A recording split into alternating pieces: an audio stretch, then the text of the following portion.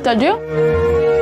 Card print ಆದ್ಮೇಲೆ ಕಾರ್ಡನ್ನ ಮನೆಗೆ ತಂದು ದೇವ್ರ ಮುಂದೆ ಇಟ್ಟು ಅದಕ್ಕೆ ಅರಿಶಿನ ಕುಂಕುಮ ಹಚ್ಚಿ ಅಕ್ಷತೆ ಕಾಳು ಹಾಕಿ ಮೊದಲನೇ ಕಾರ್ಡನ್ನ ಗಂಡಿನ ಮನೆಯವ್ರಿಗೆ ಕೊಡ್ತಾರೆ.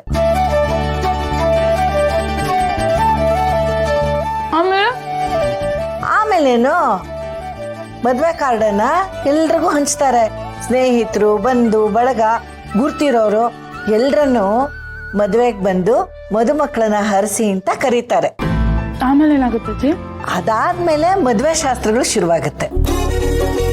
ಮನೆ ಮುಂದೆ ಚಪ್ರ ಹಾಕ್ಬೇಕು, ಚಪ್ರಕ್ಕೆ ಪೂಜೆ ಮಾಡ್ಬೇಕು.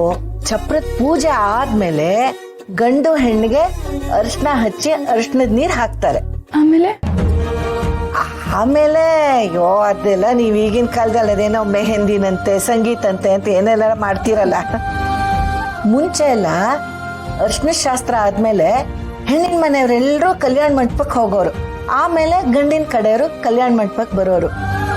ಅವ್ರನ್ನ ಬರ್ಮಾಡ್ಕೊಂಡು ಅವ್ರಿಗೆ ಉಪಚಾರ ಮಾಡಿ ಇದೆಲ್ಲ ಆದ್ಮೇಲೆ ಬಳೆ ಶಾಸ್ತ್ರ, ಗಂಗೆ ಪೂಜೆ, ಗೌರಿ ಪೂಜೆ ಇದೆಲ್ಲ ಆಗುತ್ತೆ.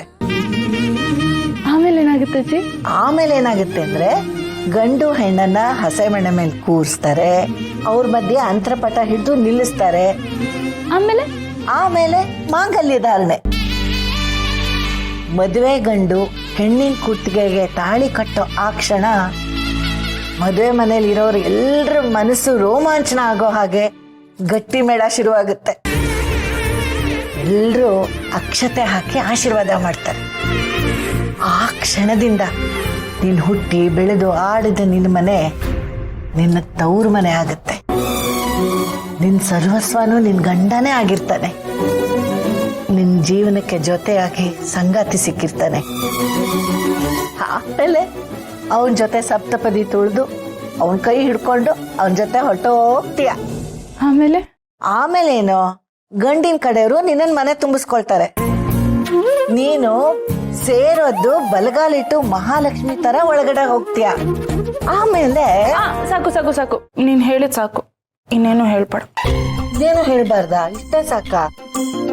ಅದ್ಯಾಕೆ? ಇಲ್ಲಿ ಕೇಳು. ನನಗ್ ನಾಚಿಕೆ ಆಗುತ್ತೆ. ಅಯ್ಯ, ಆಮೇಲೆ ಬೀಗ್ರೋತ್ನ ಆಗತ್ತೆ ಅಂತ ಹೇಳಕ್ ಕೊಟ್ಟಿದ್ದೆ ಕಣೆ ನಾನು. ಅದಕ್ಕೆ ಯಾಕೆ ನಾಚ್ಕೋಬೇಕು ನೀನು?